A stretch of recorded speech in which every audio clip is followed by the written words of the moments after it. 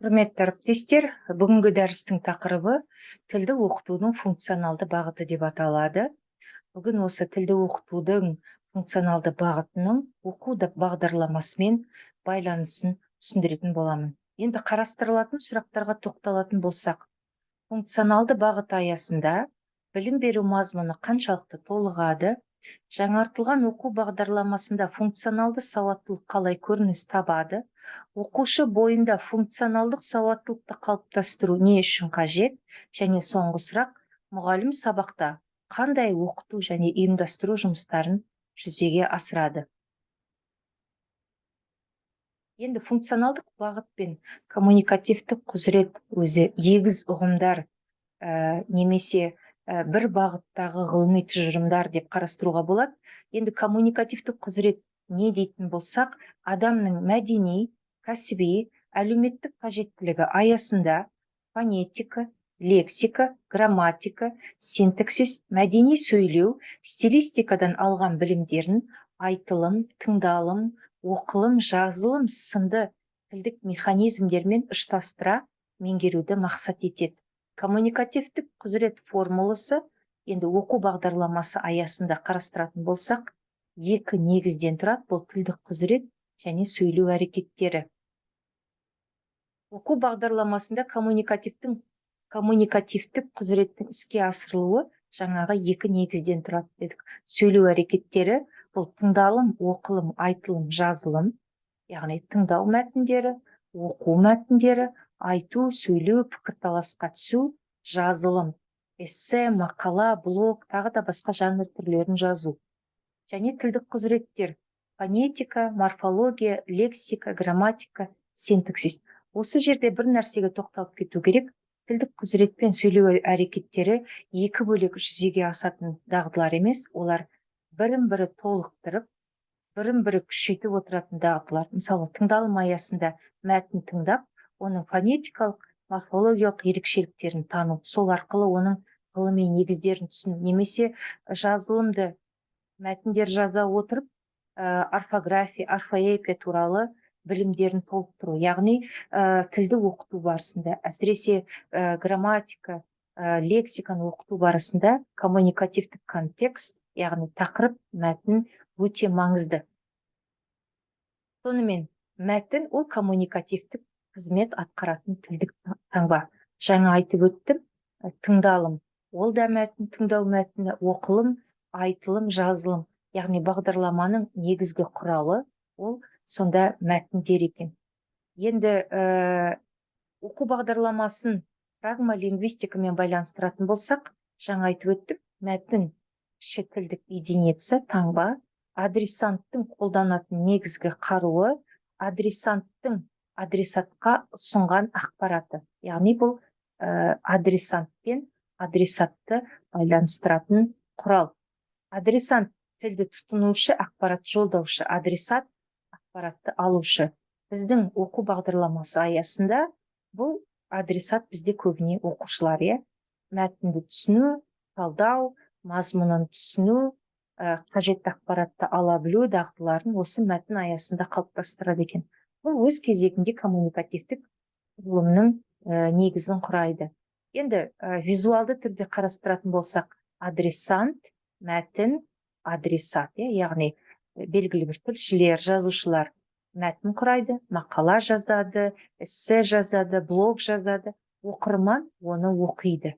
Яғни осы адресант пен адресаттың арасы өйстіп мәтін арқылы байланысқа түседі екен. Коммуникативтік қарым-қатынастың оқу бағдарламасында қамтылуы. Енді осы оқу бағдарламасында қалай көрініс тапқан? Бір ғана мысалды қарастырайық. Бұл оқу мақсаттары бізде 8-ші сыныптың оқу мақсатында былай берілген: әлеуметтік, қоғамдық, мәдени, тарихи тақырыптарға байланысты диалог, монолог, полилогтердегі автор көзқарасы мен экспрессивті эмоционалды сөздердің рөлін талдау. Яғни оқушыға белгілі бір тақырып аясында, біз оны лексикалық тақырып дейміз, мәтіндер беріледі. Яғни мәтіндер таңдайсыз, тыңдалым мәтіндерін. Ол аудио болуы мүмкін, ол видео болуы мүмкін, ол фильмнен үзінді болуы мүмкін, немесе белгілі бір ток-шоу бағдарламалардың үзінділері болуы мүмкін. Оқушы тыңдайды, сол жердегі автордың көзқарасы қандай, оны ол қалай түсінді, қандай сөздік құралдар, тілдік құралдардан түсінді, қандай сөздерден түсінді, осыны талдап, сол жердегі эмоционалды экспрессивті рөлді, сөздердің рөлін талдау. Автор өзінің ойын қалай жеткізді, қандай эмоционалды экспрессивті сөздермен жеткізді, осының оқушыға түсіну аса маңызды екен. Оқылым дағдылары, оқу мақсаттары аясында қарастыратын болсақ, мысалы 7-ші сыныпта алайын, идеясы ұқсас публицистикалық және көркем әдебиет стиліндегі мәтіндердің тақырыбы, құрылымы, мақсатты аудиториясы, тілдік ерекшеліктерін салыстыра талдау. Идеясы ұқсас деп тұрғанымыз бір тақырыптағы публицистикалық немесе көркем мәтіндерді оқушыларға ұсынып, екеуінің ортақ ерекшеліктері мен айырмашылықтарын талдату. Тақырыбы қандай ортақ, құрылымы қандай, қалай басталды, оқиға қалай аяқталды, мақсатты аудиториясы кімдер, оны қай сөздерден білдік.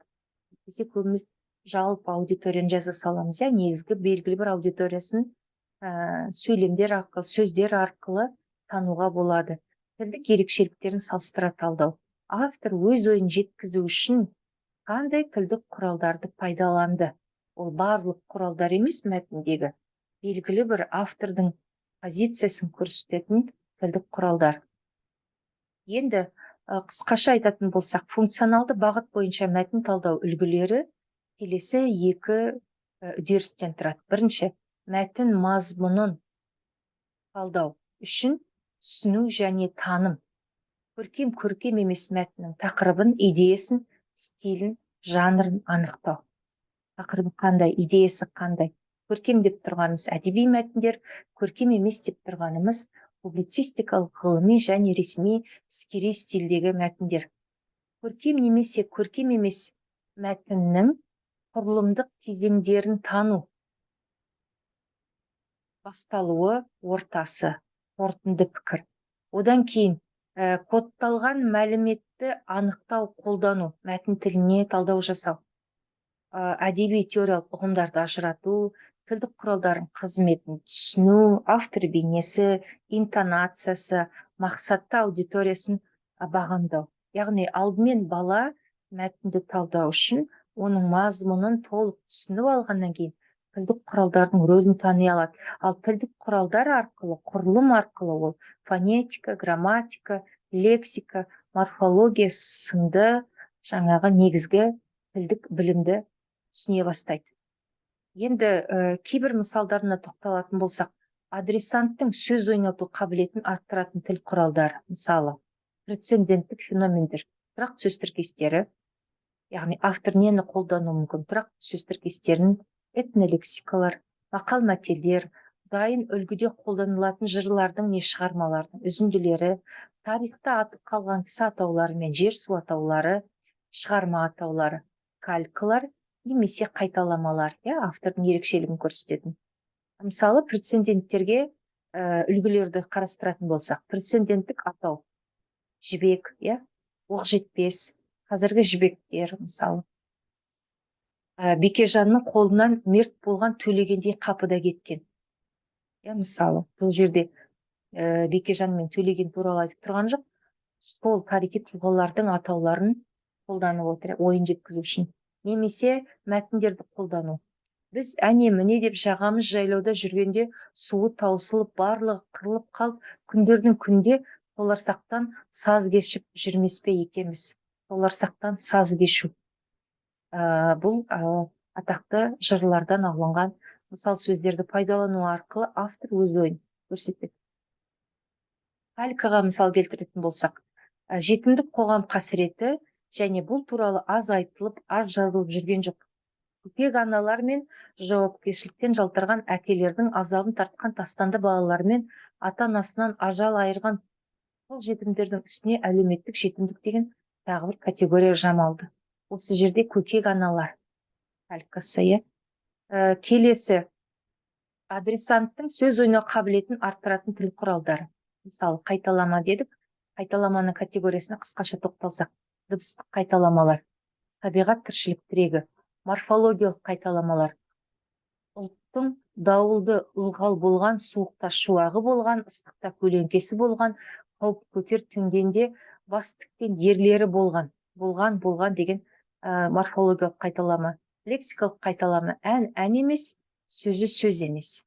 Синтаксистік қайталама. Бұл әдетте бір абзац пен екінші абзацтың арасын байланыстыруда қолданылады.